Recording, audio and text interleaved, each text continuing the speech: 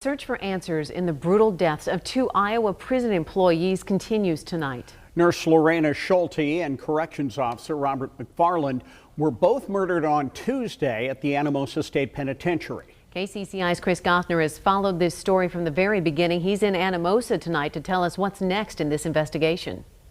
The two employees killed here at the Anamosa State Penitentiary were described as dedicated public servants. A memorial now stands for them in front of the historic building as questions linger as to what went wrong and how. I will tell you that both Ms. Schulte and McFarland are heroes. They're heroes. Morning continued Wednesday for Officer Robert McFarland and Nurse Lorena Schulte, a day after officials accused two inmates of taking their lives in a brutal attack, the likes of which hasn't been seen in decades. The world is a little darker today than it was just a short time ago. Inmates Michael Dutcher and Thomas Woodard are accused of accessing the prison's infirmary under the guise of performing maintenance and instead attempting an escape. Officers say they beat Schulte and McFarland with a hammer and used a grinder to unsuccessfully saw through metal window bars. They're also accused of attacking and seriously wounding another inmate who tried to help the two injured staffers and held another employee captive. Matthias was told that she would be next if she didn't cooperate. As union members looked on Wednesday, the big question for state officials was how. How did these two inmates manage to get these deadly weapons? Officials say the prisoners acquired both tools through a work program, saying inmates are supposed to check in and check out tools with staff supervision and are supposed to be supervised at all times when using anything potentially deadly. Department of Corrections officials say they plan a review to determine what went wrong. We will do everything we can at the Iowa Department of Corrections to look into this.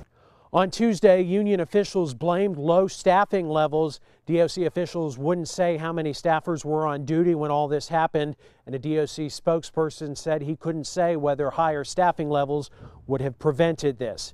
But he did say that staffing levels will be considered in the department's analysis. In Anamosa, Chris Gothner, KCCI 8 News, Iowa's news leader. And we are learning more about the victims in this attack. KCCI's Reyes Bigner continues our team coverage. Here's what we know about the victims so far. Corrections officer Robert McFarland was 46 years old. He'd worked at the prison since 2008, and the Department of Corrections says that McFarland leaves behind a wife and children. McFarland died on the way to the hospital. Registered nurse Lorena Schulte was 50 years old. She had served at Anamosa since 2007, and Schulte was pronounced dead inside the prison. The DCI agent who spoke today called the two victims heroes who saved the life of fellow prison staffer Lori Matthias, who was held against her will and then later released. Another inmate, McKinley Roby, was also attacked with a hammer when he tried to intervene. He's recovering tonight in the hospital. Both suspects are each charged with 2 counts of first-degree murder, attempted murder, and second-degree kidnapping. 28-year-old Michael Aaron Dutcher was serving a 50-year sentence for first-degree robbery. He admitted responsibility for causing the deaths. 39-year-old Thomas Woodard was serving 25 years for first-degree robbery and burglary.